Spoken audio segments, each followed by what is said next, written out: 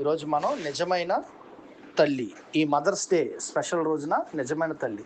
అసలుకి స్త్రీగా పుట్టినప్పటి నుంచి పెద్దయి ఒక సమాజంలో ఎలా మెలగాలి, సమాజానికి ఎలాంటి సాంప్రదాయాన్ని స్త్రీ అందించాలి, తల్లిగా, చెల్లిగా, అక్కగా, అలాగే కోడలిగా, కాపురాన్ని సరిచేసే ఒక ఆడబిడ్డగా ఎలా ఉండాలో దేవుడు పరిపూర్ణంగా బైబిల్ గ్రంథంలో రాయించాడు. అయితే బైబిల్ గ్రంథంలో ఉన్న మాటల్ని మనం పెద్ద సీరియస్గా తీసుకోం. బైబిల్ గ్రంథంలో ఉన్న మాటని చక్కగా సీరియస్గా మనం ఎప్పుడైతే తీసుకుంటామో అప్పుడు మన జీవితాన్ని దేవుడు వెలిగిస్తాడు. ఏమండి, స్త్రీ అన్ని విషయాల్లో సఫలీకృతమయ్యేటట్టు దేవుడు చేస్తాడు. చూద్దాం అసలుకి తల్లి, నిజమైన తల్లి ఎలా ఉంటుందో, నిజమైన తల్లిని ఏమంటారో సామెతల గ్రంథం 31వ అధ్యాయం 28వ వచనం. సామెతల గ్రంథం 31వ అధ్యాయం 28వ వచనం. ఆమె కుమారులు లేచి ఆమెను ఏమంటారంట? ధన్యురాలు అంటారంట. స్త్రీని ఏమంటారమ్మా? తల్లిని ఏమంటారంట? నిజమైన తల్లిని ఆ కుటుంబ సభ్యులు ఏమంటారు? ఎక్కడ దాపరించిందిరా బాబు మాకు అని అంటారంట. ఏమంటారంట? నిజమైన భార్యని, నిజమైన తల్లిని ఏమంటారంటమ్మా? బా, నాకు భార్య అయినందుకు, అసలుకి నువ్వు నాకు భార్య అయినందుకు నేను ఎంత ధన్యుణ్ణి. అలాగే తల్లి కుమార్తెలు కూడా ఏమంటారంటమ్మా? నీవు మాకు తల్లి అయినందుకు మేము ఎంత పుణ్యం చేసుకున్నాం, మేమెంత అని అంటారంట. ఎవరు? కుమారులు, వాళ్ళ ఇంటి వాళ్ళే, ఆమె కడుపును పుట్టిన పిల్లలే ఆమెను ఏమంటారు? ధన్యురాలివి నువ్వేమంటమ్మా? ధన్యురాలివి అని అంటారంట. నిజమైన తల్లిని ధన్యురాలు అంటారు. కాబట్టి బైబిల్లో ఏమండి, కొంతమంది తల్లులు ఉన్నారు. ఆ తల్లులు తమ బిడ్డల్ని ఎలా పెంచారో ఒకసారి మనం బైబిల్ గ్రంథంలోకి వెళ్ళి చూస్తే వాళ్ళ పెరిగిన పిల్లలు ఎంత ధన్యులయ్యారో ఒకసారి మనం బైబిల్ గ్రంథంలోకి వెళ్ళి చూద్దాం. ఒకసారి నిర్గమాకాండం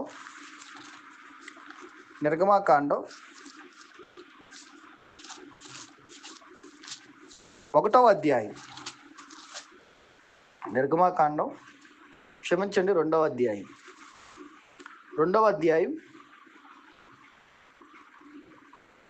2వ వచనం చదువుదాం. ఆ స్త్రీ గర్భవతి అయి కుమారుని కని వాడు సుందరుడైండు చూచి 3 నెలలు వాడిని దాచెను. ఆమె వాడిని దాచలేక వాని కొరకు ఒక జమ్ము పెట్టి తీసుకొని దానిని జిగటమన్నును కీలుడు పూసి అందులో ఆ పిల్లవాడిని పెట్టి ఏటి ఒడ్డున జమ్ములో దాన్ని ఉంచగా వానికేమి సంభవించును అని తెలుసుకున్నటకు వాని అక్క దూరముగా నిలిచి ఉండెను. ఫరో కుమార్తె స్నానము చేయుటకు ఏటికి వచ్చెను. ఆమె పనికత్తులు ఏటి ఒడ్డున నడుచుండగా ఆమె నాచులోని ఆ పెట్టెను చూచి తన పనికత్తెను ఒకతిని పంపి దాన్ని తెప్పించి తెరచి ఆ పిల్లవాడిని చూచినప్పుడు ఆ పిల్లవాడు ఏడ్చుచుండగా చూచి వాని యందు కనికరించి వీడు హెబ్రీయుల పిల్లలతో ఒకడును అనెను. అప్పుడు వాని అక్క ఫరో కుమార్తెతో, నీ కొరకు ఈ పిల్లవాడిని పెంచుటకు నేను వెళ్ళి హెబ్రీ స్త్రీలలో ఒక దాదీని పిలుచుకొని వత్తునా అనెను. అందుకు ఫరో కుమార్తె వెళ్ళుమని చెప్పగా ఆ చిన్నది వెళ్ళి ఆ బిడ్డ తల్లిని పిలుచుకొని వచ్చెను. ఫరో కుమార్తె ఆమెతో, ఈ బిడ్డను తీసుకొని పోయి నా కొరకు వానికి పాలిచ్చి పెంచుము, నేను నీకు జీతం ఇచ్చేదని చెప్పగా ఆ స్త్రీ ఆ బిడ్డను తీసుకొని పోయి పాలిచ్చి పెంచెను. ఆ బిడ్డ పెద్దవాడైన తర్వాత ఆమె ఫరో కుమార్తె యొద్దకు అతను తీసుకొని వచ్చెను. అతడు ఆమెకు కుమారుడాయెను. ఆమె నీటిలో నుండి ఇతను తీసెనని చెప్పి అతనికి మోషే అని పేరు పెట్టెను. అమ్మా, అర్థమైందా? ఎవరు ఇక్కడ చెప్పండి, ఎవరి గురించి చదువుతున్నాను? మోషే. మోషేని మోషే పుట్టినప్పుడు ఆ దేశంలో గొప్ప వధ జరిగింది. ఆ దేశంలో ఏం జరిగింది? గొప్ప వధ అంటే ఏంటి? 2 సంవత్సరాల్లోపు 3 సంవత్సరాలలోపు పిల్లలందరినీ, 2 సంవత్సరాల పిల్లలందరినీ చంపేయండి అన్నప్పుడు మోషే గారి తల్లి, ఆమె పేరేంటి చెప్పండి అమ్మా? మోషే గారి తల్లి పేరేంటి చెప్పాలి? మోషే గారి తల్లి పేరేంటి? మహిమ లేమ్మా, మోషే గారి తల్లి పేరేంటి తెలీదా? మోషే గారి తల్లి పేరేంటి? వజ్రమ్మ. ఇంక నయ్యం రాహేల్ అనలా. అమ్మా, మోషే గారి తల్లి పేరేంటో తెలుసా? ఈ మోషే గారి తల్లి పేరు చెప్తున్నావు, నాకు అర్థం కాల. ఈ మోషే గారు కాదండి, బైబిల్లో మోషే గారి తల్లి గారి పేరు ఏంటంటే యోకేబేదు. ఎవరాయన? యోకేబేదు. చెప్పండి, వాళ్ళ నాన్నగారి పేరేంటి? మోషే గారి నాన్నగారి పేరు అమ్రాము. ఏమంటున్నారు? మోషే గారి తల్లిదండ్రులు, బైబిల్లో మోషే గారి తల్లిదండ్రుల పేరు తెలీదా?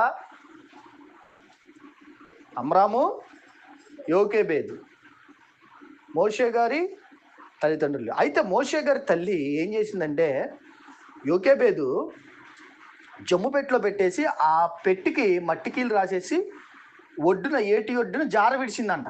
ఏటి ఒడ్డున ఏం చేసిందమ్మా? జార విడిచినప్పుడు ఆ రాజు కుమార్తె, ఫరో యొక్క కుమార్తె ఏటిలోకి దిగి స్నానం చేస్తుందంట పనికత్తుల్ని చుట్టూ పెట్టుకొని. అప్పుడు ఈ ఫరో కుమార్తె ఆ జమ్ము పెట్టిని చూసినప్పుడు, జమ్ము పెట్టిని తీసుకురావడం, ఆ పెట్టులో ఏముందో తెరవడం, తెలిసినప్పుడు ఆ పిల్లోడు దాంట్లో ఏడుస్తున్నాడు. ఆ ఏడుపును చూసినప్పుడు ఈ మనసు ఏమైందమ్మా?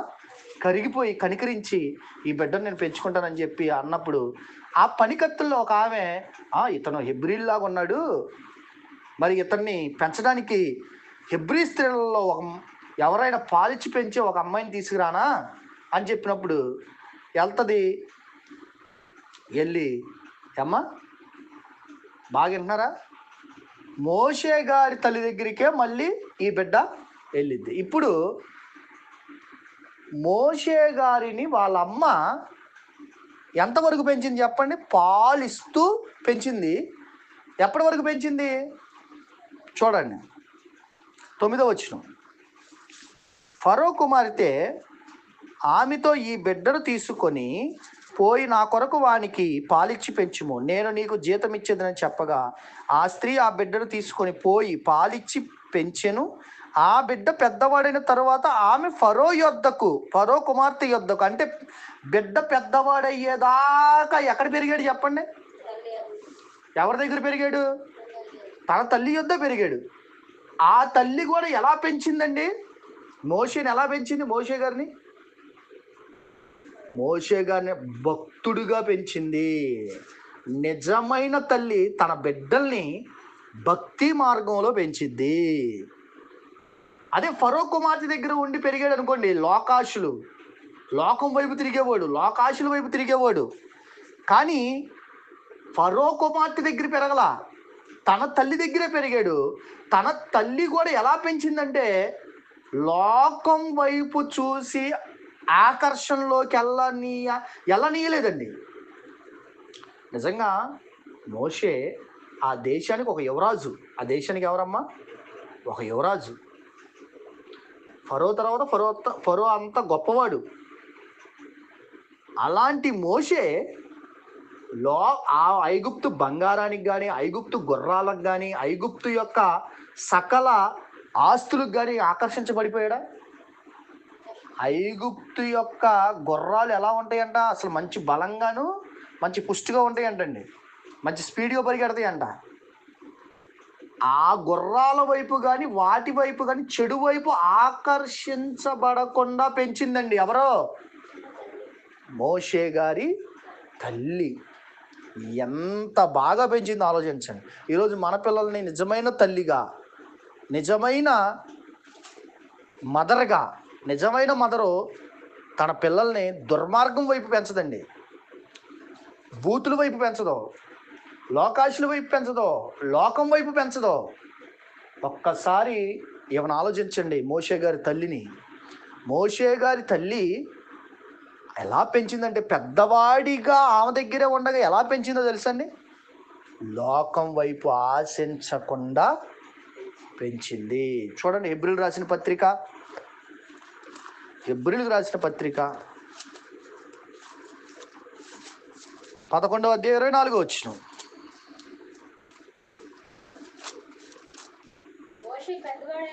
మోషే పెద్దవాడు అయినప్పుడు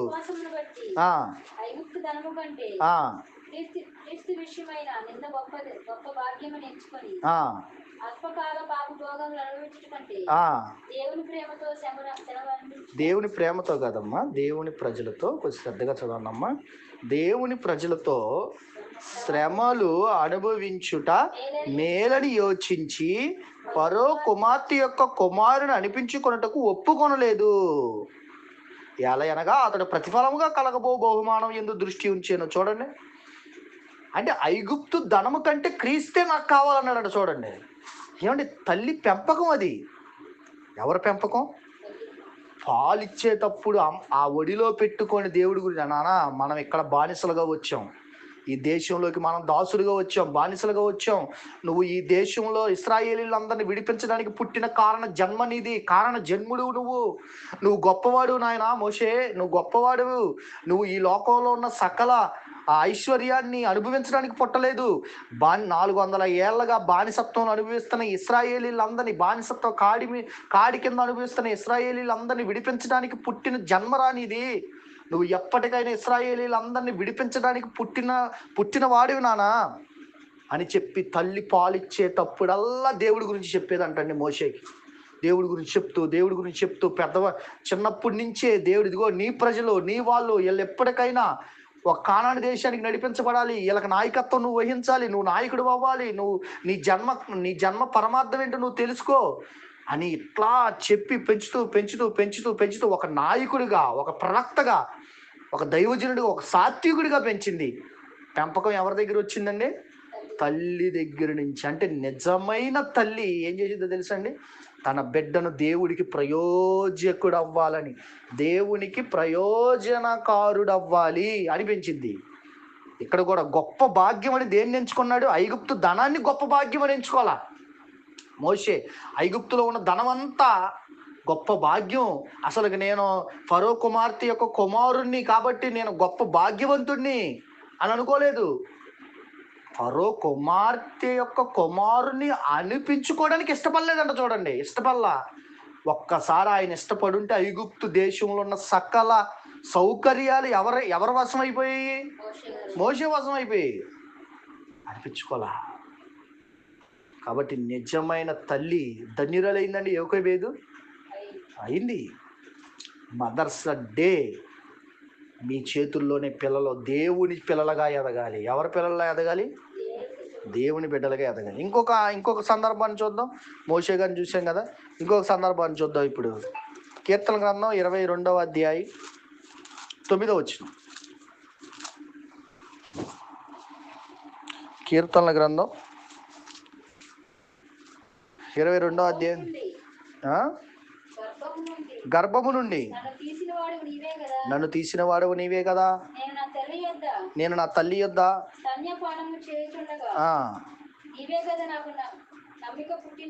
చాలండి. గర్భము నుండి నన్ను తీసిన వాడవు నీవే కదా, నా తల్లి దగ్గర నేను పాలు తాగుతూ ఉన్నప్పుడు నీవే కదా నాకు నమ్మిక పుట్టించితివి. ఎవరండి అయినా అమ్మా? ఎవరైనా? దావీదు గారు. ఎవరమ్మా? దావీదు అంటున్నాడు. ఏమంటున్నాడమ్మా దావీదు గారు ఏమంటున్నాడమ్మా? బాగైనా దావీదు గారు ఏమంటున్నాడు? చదవండి అక్కడ ఏమన్నాడు దావీదు. అసలు గర్భము నుండి దేవుడే నన్ను తీశాడని దావీదుకి ఎలా తెలుసు? విన్నారా బాగా? గర్భము నుండి నన్ను తీసిన వాడవు నీవేనని దావీదు గారికి ఎలా తెలుసు? తల్లి చెప్పింది. నాయనా నిన్ను నాకు ఎవరిచ్చారు తెలుసా? దేవుడు. గర్భఫలం దేవుడిచ్చు బహుమానము. ఈరోజు నువ్వు పుట్టావంటే ఈ జన్మ నీకు ఇచ్చాను అంటే ఇది నేను ఇచ్చిన జన్మ కాదు నాయన, దేవుడు నా ద్వారా నీకు ఈ లోకంలో ప్రవేశించే భాగ్యాన్ని ఇచ్చాడని దేవుడి గురించి చెప్పింది చూడండి దావీదు గారికి. అమ్మ దావీదు గారు ఎన్నో సంతానం అమ్మ? దావీదు గారు ఎన్నో సంతానం చెప్పండి. దావీదు గారు ఎన్నో సంతానం చెప్పు బాబాయ్. లాస్ట్ కొడుకు 8 మంది అండి. వాళ్ళ సంతానం అంతా ఎంతమంది? 8 మంది. 8 మందిలో దావీదు ఎన్నోవాడు? ఆఖరి వాడు. 7 అన్నలో మనవాడికి ఎన్ని? 7 అన్నలో ఎన్నోవాడు? 8వ వాడు, లాస్ట్ అండ్ ఫైనల్. అయితే బాగానే చివరి కొడుకు ఎప్పుడు ఎలా ఉంటాడు చెప్పండి ఇంట్లో? లాస్ట్ వాడు ఎలా ఉంటాడమ్మా? కాదు, గారాభంగా పెరుగుతాడు. ఎలా పెరుగుతాడు? గారాభంగా పెరుగుతాడు. లెక్క చేయడు, అల్లరి పనులు ఎక్కువ చేస్తాడు. ఇంట్లో అల్లరి పనులు ఎక్కువ ఏ అల్లరి పనులు చేసినా పెద్దగాడి గురించి ఎవరో పట్టించుకోరు. అల్లరి చిల్లరగా తిరుగుతాడు, అల్లరి చిల్లరగా ఉంటాడు, అల్లరి వ్యక్తిగా ఉంటాడు. ఎవరో లాస్ట్. మరి దావీదు గారిని కూడా వాళ్ళ అమ్మ పోనీలే లాస్ట్ వాడు ఏది బూతులు మాట్లాడినా వదిలేలే, వాడి తిరగబడిన వదిలే, పోనీలే వాడికి ఏం తెలుసు అని వదిలేసిందండి దావీదు గారు వాళ్ళ అమ్మ. నిజమైన తల్లి ఏం చేసింది తెలుసా? దావీదుతో సహా 8 మంది పిల్లలకి దేవుని గురించి చెప్పిందండి. ఆఖరి పిల్లోడు కదా, పోనీలని వదిలేలా. నిజమైన తల్లి ఎలా ఉంటుందో తెలుసా? దేవుడి గురించి చెప్పింది. చూడండి దావీదు గారి జన్మ ఎలా కలిగిందో దావీదు గారికి తెలిసిందంటే కారణం ఏంటమ్మా? ఎవరు చెప్పారు?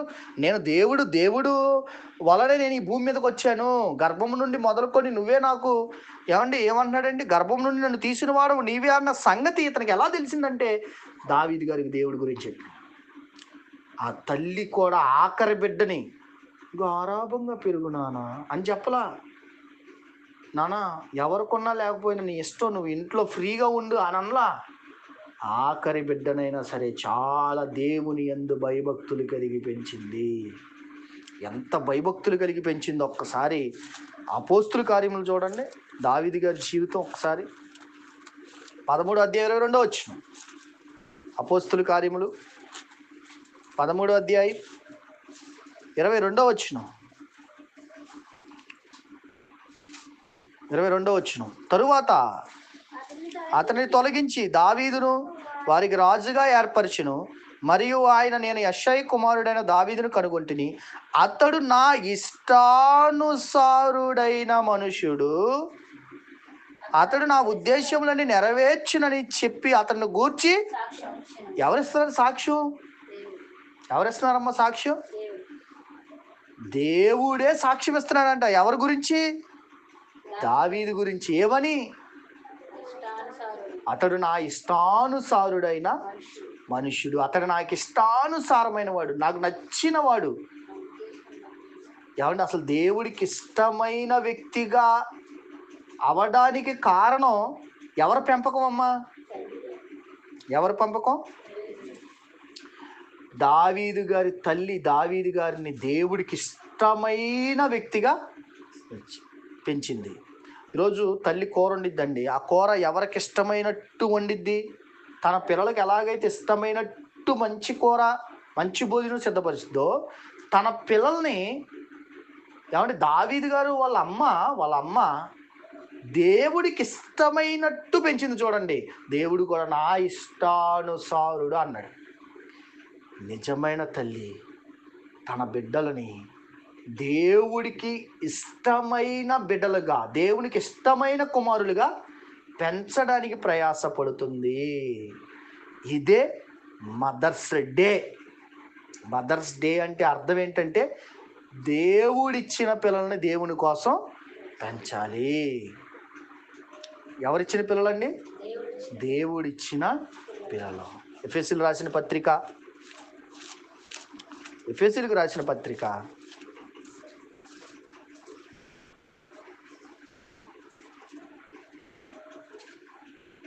ఏమండి 4వ వచనం, 6వ అధ్యాయం 4వ వచనం. తల్లిదండ్రులారా తండ్రులారా మీ పిల్లలకు కోపము రేపక. వాళ్ళని ఎలా పెంచాలంట? ప్రభు యొక్క శిక్ష, వాళ్ళకి దేవుడి గురించి శిక్ష వేయాలి మీరు.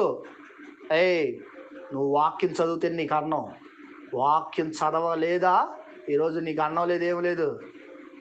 అన్నం తినకపోయినా పర్వాలా, శిక్ష కఠినంగా పెంచండి దేవునిలో. అలా కఠినంగా పెంచితే మీ బిడ్డలే ఒక మోషే, గొప్ప మోషే అయినట్టు, మోషే భక్తుడైనట్టు నాయకుడు అవుతాడు. దావీదులాగా ఒక ఏమండి దేవుడికి ఇష్టానుసారుడు అవుతాడు. శిక్షలో పెంచండి, శిక్ష వేయండి. బోధలో వారిని పెంచండి, బోధలో వారిని పెంచుడి అన్నది చూడండి. పెంచుడి శిక్ష వేయండి. ఈరోజు వాక్యం ఎంతవరకు వచ్చింది? ఎంత దేవుని మాటలు ఎంత నేర్చుకున్నాం? దేవుని మాటలు ఎంత గుర్తున్నాయి? ప్రతిరోజు వెళ్తున్నాం, ప్రతి వారం వెళ్తున్నాం దేవుని మందిరంలోకి, దేవుని వాక్యాన్ని వింటున్నాం. ఆ వాక్యం నీకు ఎంతవరకు నీలో ఫలించింది? నీలో ఎంతవరకు ఆ వాక్యం నీలో ఫలింపులోకి వచ్చావు? నువ్వు ఆ వాక్యం ఎంతవరకు నువ్వు ఫలింపులోకి వచ్చావు? శిక్షలోను బోధలో వారిని పెంచండి. నిజమైన తండ్రులు తల్లులు అలా పెంచండి.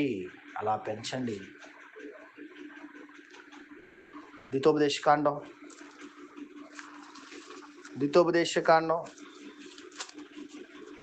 చూడండి ఒకసారి. 6వ అధ్యాయం 6వ వచనం. 6వ అధ్యాయం 6వ వచనం.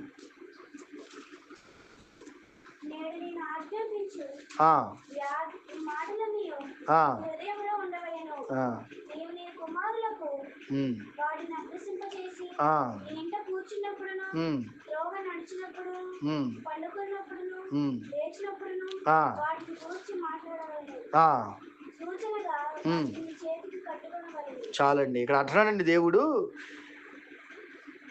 నేడు నేను నీకు ఆజ్ఞాపించిన ఈ మాటలు నీ హృదయంలో, ముందు ఎవరి హృదయంలో ఉండాలి? తల్లిదండ్రుల హృదయంలో ఉండాలి. ముందు నీ హృదయంలో ఉంటే కదా ఎవరికి చెప్పొచ్చు? మనం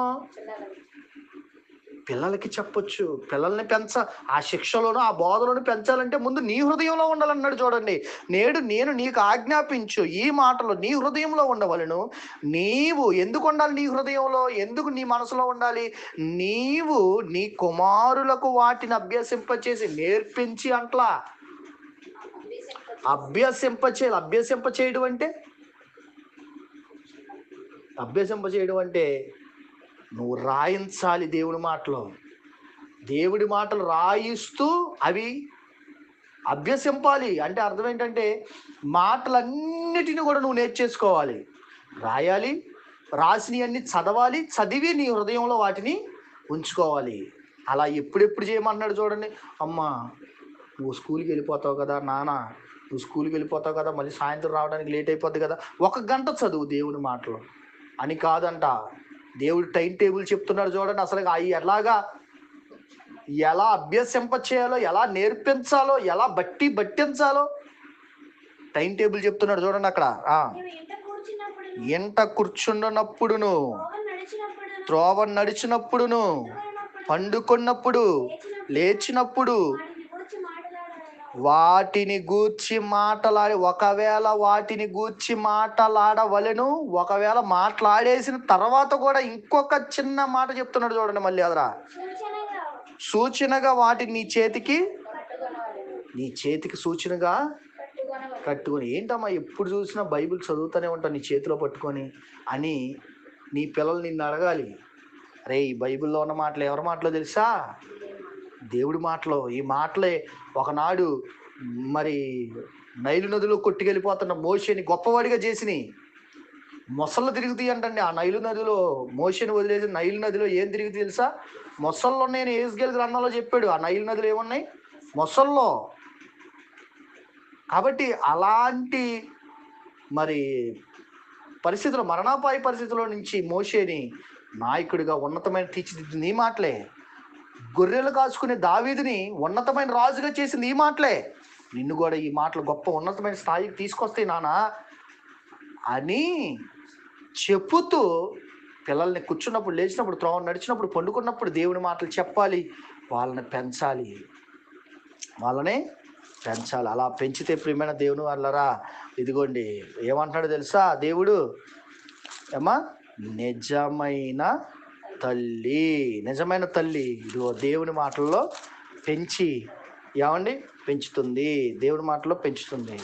కాబట్టి ఈరోజు నిజమైన తల్లి ఎలా ఉంటుందంటే ఇదిగో మోషే గారి తల్లిలాగా, దావీదు గారి తల్లిలాగా ఉంటుంది. మనం కూడా ఎలా ఉండాలంటే ఏమండి నిజమైన తల్లిగా, దేవునికి ప్రయోజనకరమైన బిడ్డలుగా మన పిల్లల్ని దేవుని కోసం పెంచాలి. ఒకవేళ ఈ వాక్యంలో పెంచడం చాలా కష్టమండి, చాలా కష్టమండి అని మీరు అనుకుంటున్నారా? పిల్లల్ని వాక్యంలో పెంచడం చాలా సాహసం అనుకుంటున్నారు. కాదండి. ద్వితోపదేశకాండం 30వ అధ్యాయం చూడండి. ద్వితోపదేశకాండం 30వ అధ్యాయం 11వ వచనం. పిల్లల్ని దేవుని మాటల్లో పెంచడం అంటే మాటలండి ఎంత కష్టమో తెలుసండి అనుకుంటారు చాలామంది. కాదండి.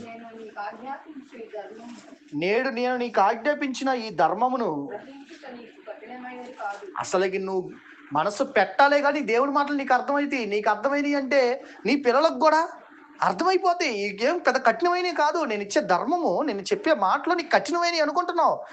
ఏమండి దేవుని గురించి నేను ఏం చెప్తానండి, అసలు దేవుడి గురించి నేను ఏం చెప్పగలనండి అని నువ్వు అనుకున్నావు. ఇది కఠినమైనది కాదు దేవుని మాట, దూరమైనది కాదు. దానిని విని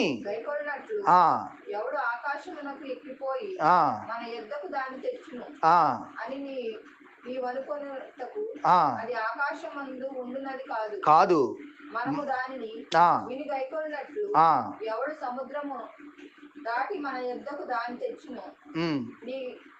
తెచ్చును అని నీవు అనుకుని నేల అది సముద్రపు అద్దరి మించినది కాదు.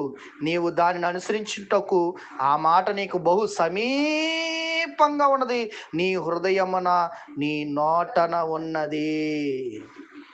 నీ హృదయం, నీ మనసు పెట్టి దేవుని మాటల దగ్గర ప్రార్థనా జీవితంలో మనసు పెట్టి నువ్వు దేవుని గురించి చెప్పగలిగితే, నీ బిడ్డలకి దేవుని గురించి నీ కుటుంబాన్ని మార్చుకోవాలని దేవునిలో ఆసక్తి కలిగి ఉంటే అసలుకి ఈ మాటలలో పెంచడం పెద్ద కఠినమైన సవాలేం కాదంటండి.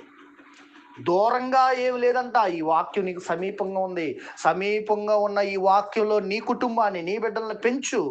నిజమైన తల్లిగా, దేవునిలో పెంచే తల్లిగా, దేవునిలో కుటుంబాన్ని నడిపించే భార్యగా, ఏమండి కుటుంబాన్ని దేవుని వైపు నడిపించే ఒక అక్కగా, చెల్లిగా నీ పాత్ర ఏంటో ఈ వాక్యం నుంచి గ్రహించి ఈ వాక్యానుసారంగా నువ్వు నిలబడగలిగితే, నడిపించగలిగితే దేవుడు నిన్ను దీవెనకరంగా, ఆశీర్వాదకరంగా చేస్తాడు.